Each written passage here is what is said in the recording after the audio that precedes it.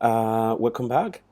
Um, well, I know that the IDE that you're using is NetBeans bundles. I mean, for our class. But if you're new students and you have a particular IDE that is integrated development environment that you are used to and you are currently working in, feel free to continue with it. But for my students, I know you are all using NetBeans bundles. Um, but the funny part of this entire video is that I try to look around for, for NetBeans bundles. I just can find it here. So I'm going to be using IntelliJ, which is also a very wonderful IDE. That you can program Java in very beautifully. So this is what I'm going to be using. I'm not saying that you need to also use IntelliJ. Well, if you don't have it, you have to force yourself to use it. But if you have it and you have means to get it, it's also a very wonderful way to go. So, but the idea here is to use the concept that I'm going to be using here to practice using your NetBeans bundles. Okay. So what I'm going to do right now is just to create a project. I'm just going to create a simple basic project. And so the project I'm going to create is going to be Java project. And if you're working with, if you're working with IntelliJ, well, this is what you're going to say. But if you are working with NetBeans bundles, you know already. For those of you that are my students, all you need to do is just to open your, just to create a project, and then you can just name it Arithmetic Operators, because we're going to be starting from Arithmetic Operators, since that's the last topic we stopped at, when we were in our class. So I'm gonna hit next, and well, I'm not creating this project from template, so I'm just gonna leave that open and move ahead. And so for this, since I'm just creating this from the beginning, so I'm just going to call it Introduction to Java. Okay, so Introduction to Java. Okay, or well, we'll just say Java. Okay, Java course class. Okay, so well, I really don't, since I don't want it to be in this folder, I'm going to try to create a new folder for it. So I think, okay, so I put it here, and so I'm going to create a new folder, and I'm going to call the folder Java class, Java course class. Okay, so I'll create this, and I'm going to create another folder inside that Java course class, and I'm going to call it Arithmetic Operators. Okay, great. So and then create. So after that, I just have to open it, and then it will then I'll click finish, and here we go. So this is the new okay, this is going to be my my IDE, the environment I'm going to be using to walk you through the arithmetic operators.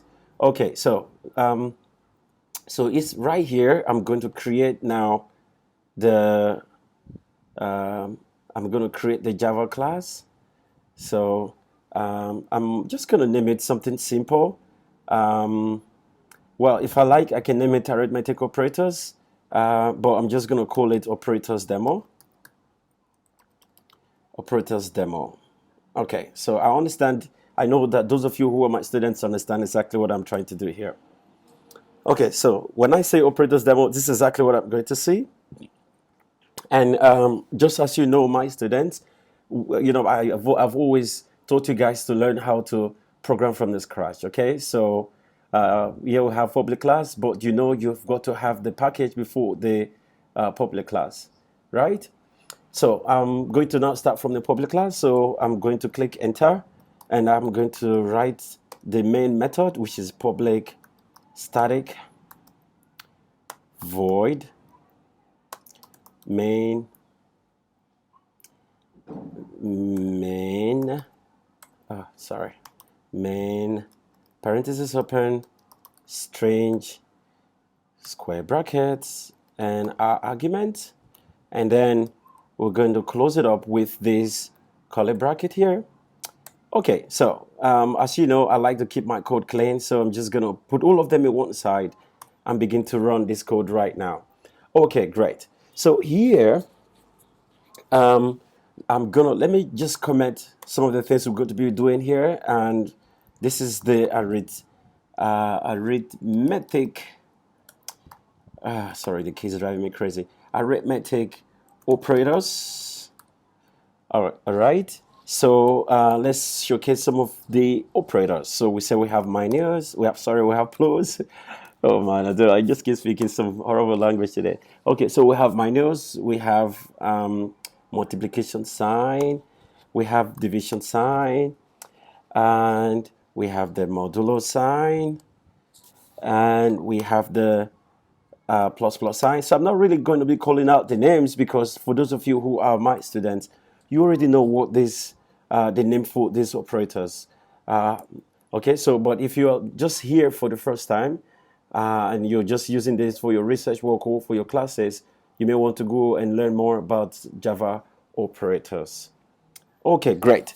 So now we are going to we're just going to declare some data types, some variables, and give values to the variables. All right. If you're new, this is what I'm trying to say: data type. So we say data type. Data type. Then we have to have the variable name.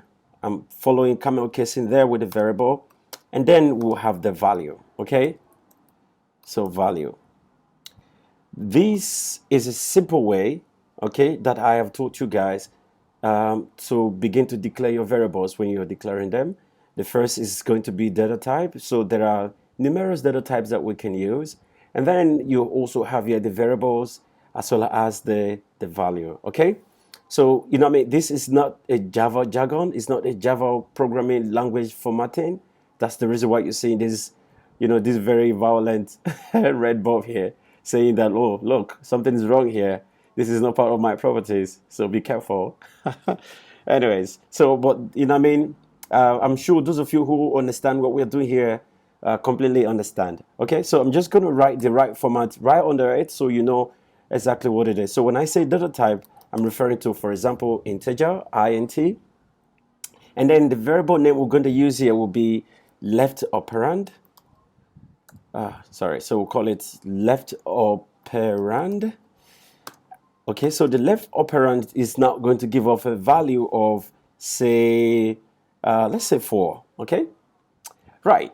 So just like what I have up here, this is the data type, and this data type means integer, and this is the variable name, and the variable name in this case here now is left operand. And as well, this is the value, and the value here right now is 4. Okay, so you get the gist right now. Now I'm going to get rid of this explanation, or I can just comment it out so that, you know, it doesn't Java doesn't consider it as something to work on. Okay, so but you know what I'm trying to do here. All right, so so here I'm going to use one data type to explain this part very well to all of you. Right, so I'm going to use the int as the data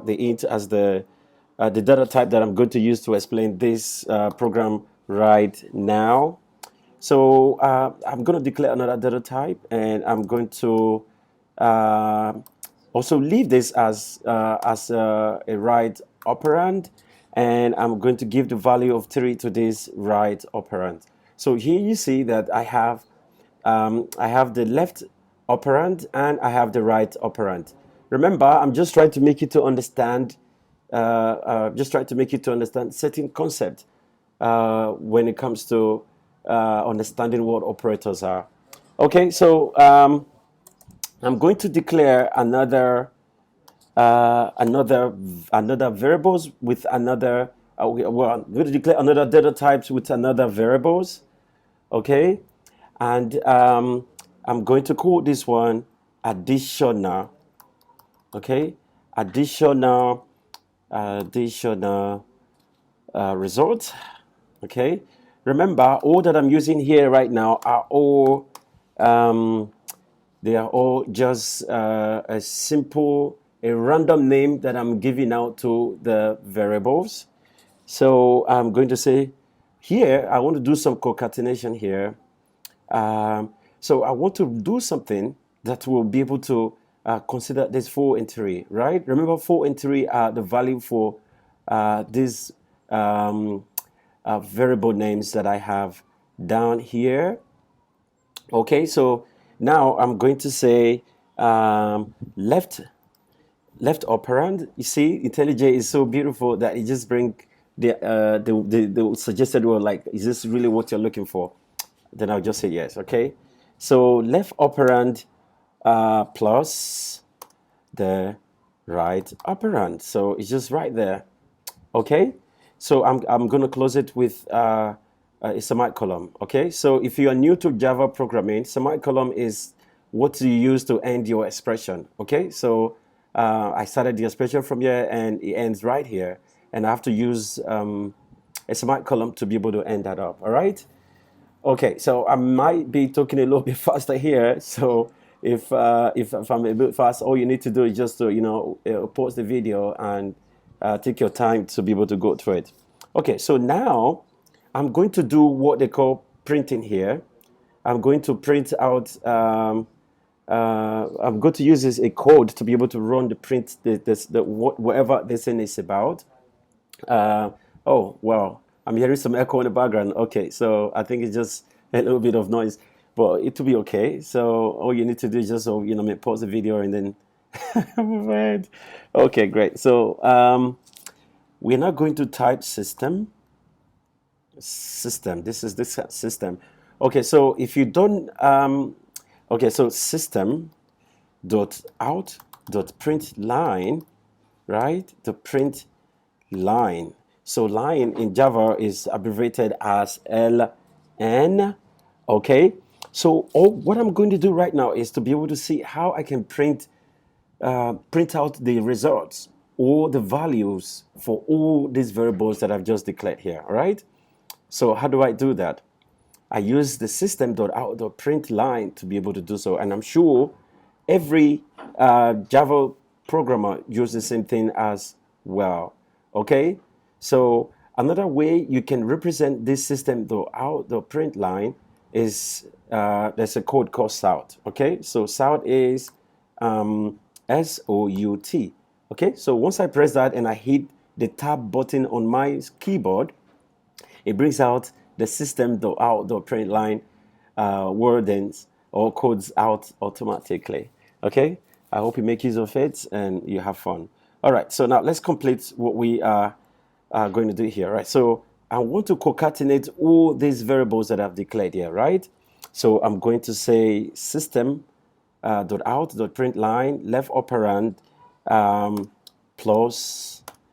Okay, so this expression that I'm going to, the next expression, this plus really doesn't mean anything, right? It's just a way of me trying to explain some information for you, okay? And then I'm going to say space. Well, this space also, so I'm just trying to create like a space between number. But when I run the code later, you really see what I'm talking about, okay? So now let's say the next is the right. Okay, so after this, I say plus the right operand. You can see here, right operand. I just double click it and space again, plus I'm also going to have another space here, okay, and plus the additional results, okay. So now this is what is happening here right now is this. So I have this left operand up here, and I have this right operand here, and I also have these additional results. These are three variables that I wanted, that I'm concatenating here to be able to know their values, okay? Obviously, additional result is already equal to the value of the left and right operand, okay? But if I want all of them to appear right here, to appear together in one piece, right? This is how you do the expression, okay? So now I'm going to run the code so you see exactly what I'm talking about. Okay, so we'll wait for it to run out a little bit. Okay, there you go. There you go. All right, so let me bring this up a little bit so you can see. So here, okay, so how do you encrypt it together? So let me see. Well, anyways, we can do that later. But if you see, I have 4 plus 3 plus 7. Okay, that is this expression here, right? I'm not asking for the result. If I'm asking for the result, all I need to do is to say, is just to write something like this. I'll just write south and press enter. And then I'll just do, instead of concatenating everything, I'll just put here additional result. So if I put additional result here, what I'm going to get will be the results of these 4 plus 7. If you run this, we're definitely going to get 7. All right. But oops, I think something is not right here. Isn't supposed to, because we already have 7 here. We're supposed to have a plus sign here.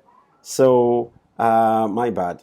Okay, so this is what it is. So I'm just going to comment this out. And here, we're not supposed to have a plus. We're supposed to have equal. Okay? And if you space out this space, if you organize this space very well, you should be able to have a very unique space in the output. So let's run this and you see. There you go. So you can see right now. So now let me use this to be able to explain what these spaces, this smaller plus and quotation mark or inverted comma that we have here. Okay, so when you check here, so what we are trying to say is this 4, which is operand, which is the value for operand, okay, space, this plus is the plus, but we have a space. This plus here is the guy that is giving it the space. This is a plus that is giving this, not this plus here. Okay, this plus is this plus that's in the middle here. Okay, because it is a symbol and I have to use inverted comma to be able to portray it. But this plus here, okay, this plus symbolizes a space, okay, and this plus as well. So you can easily tell that all the pluses, apart from the one in the parentheses, in the inverted comma, are all single. They're all showing space. Okay, so 4 space plus space 3. Okay, right operand, which is the 3, space equal space and the result, which is the additional result. Okay, so I hope you understand this and you can do more practice and be able to work on it. Okay, so but if I want to get the result instead of having this expression there, okay, so I just want the result directly, all I need is this expression here. All right, south additional result. Let's run it. You see, right? So it prints both because both are legal operation, right? So the first one, which is this one here, give you this line, and the second, which is this line here, give you the results. Okay, I hope you get the gist right now. All right, so I'm going to take this one out, and since we have since we have all the operators, let's look at let's just take a look at well, I'm sure a lot of you have issues or some difficulties with these modulars. All right, so I'm going to make use of the modulars so you see exactly how it is used. Okay, so all I need to do is to come right here, all right, and type my my data type, which is integer, and then since I am talking about modulus or module, okay, which is module results or modulus results or something. So I'm just going to formulate. An imaginary variable, so variable expression. Okay, so let's call it modulus. Modulus. Okay, so we'll say modulus results. So modulus results will be equal, okay, to left operand. All right, left operand, this is the modulus sign, right, and right operand. Okay, good. And then I'm going to close it with the semicolon. Okay, well, this is just a license reminder, so really don't need it right now, so I'm just going to close it. Okay, so then let's print it out. Let's see.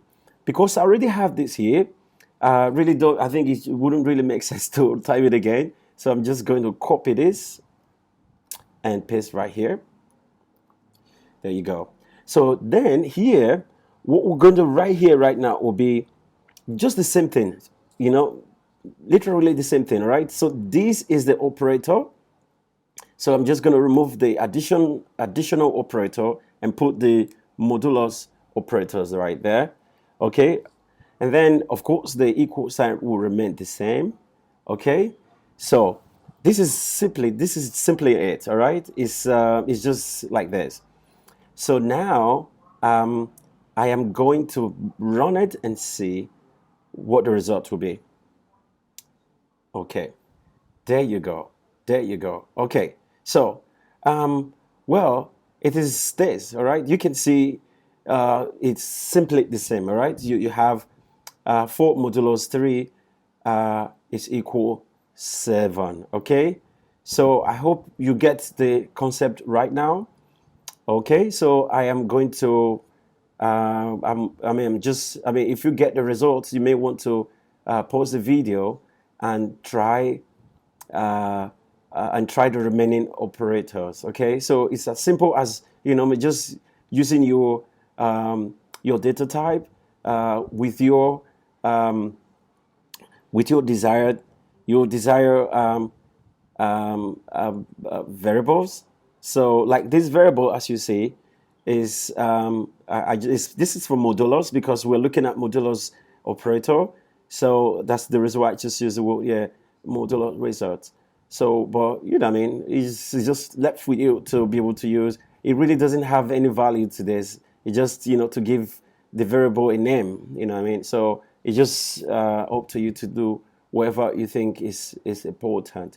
But you know what I mean? But I'm pretty sure you get the concept right now. Okay, so I am going to pause the video here, and you know what I mean, and you know, give you more space to practice, because practice is really what every programmer needs to be you know what I mean, to be able to kind of like understand everything. Okay.